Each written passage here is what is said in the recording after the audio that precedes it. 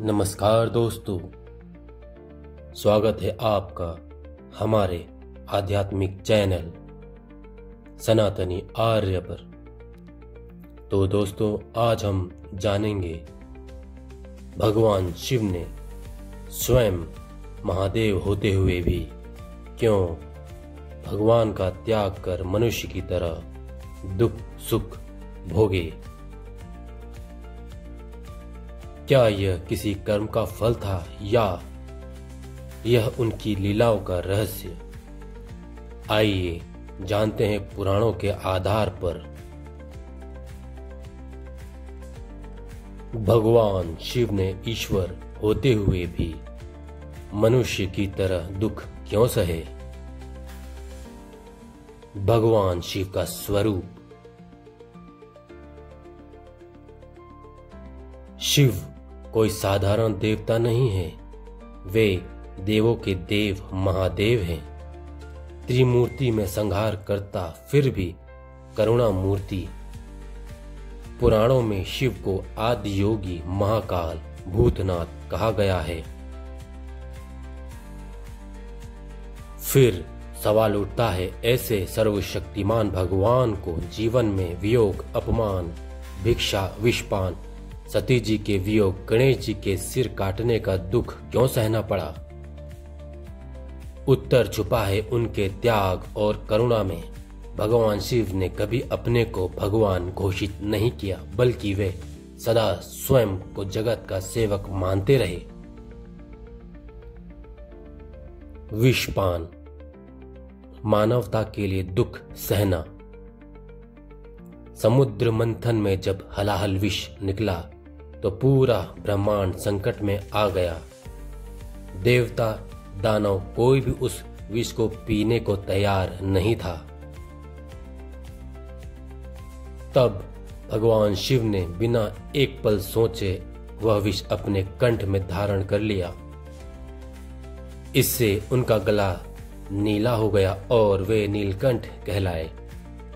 सोचिए, वे चाहते तो पल भर में उस विष को नष्ट कर सकते थे, लेकिन उन्होंने मनुष्य की तरह दुख सहकर हमें दिखाया दूसरों के लिए त्याग करना ही सच्ची ईश्वरता है। सती जी का वियोग और पारिवारिक दुख।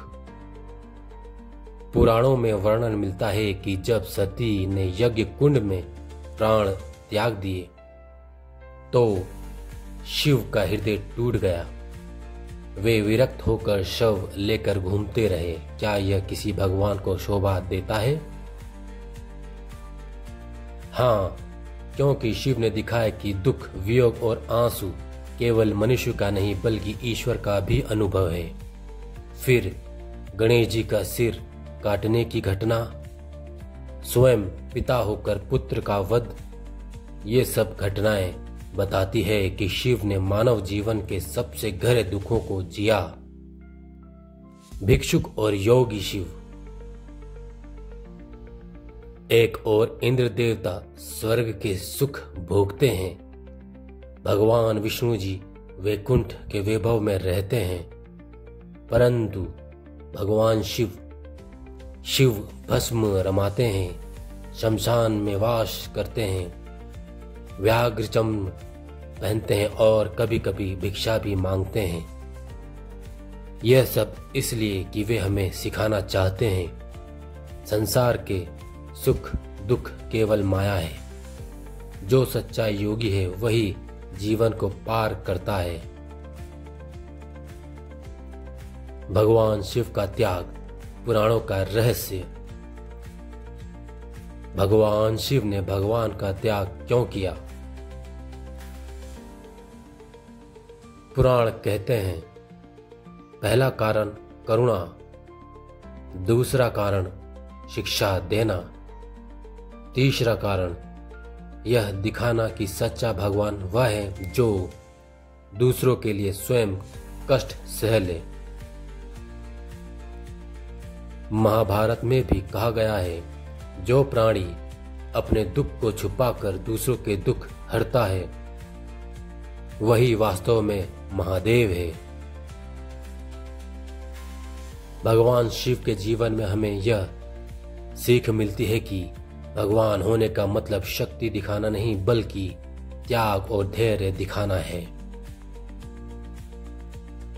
दोस्तों, यही कारण है कि भगवान शिव को भोलेनाथ कहा जाता है।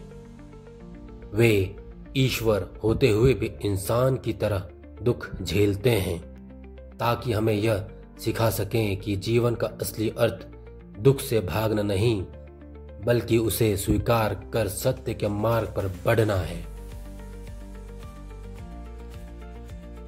तो दोस्तों, आपको यह कथा कैसी लगी? कमेंट में जरूर लिखें कि भगवान शिव जी की कौन सी लीला आपको सबसे प्रेरणादायी लगती है। कमेंट में जरूर लिखें। जय भोलेनाथ, हर हर महादेव।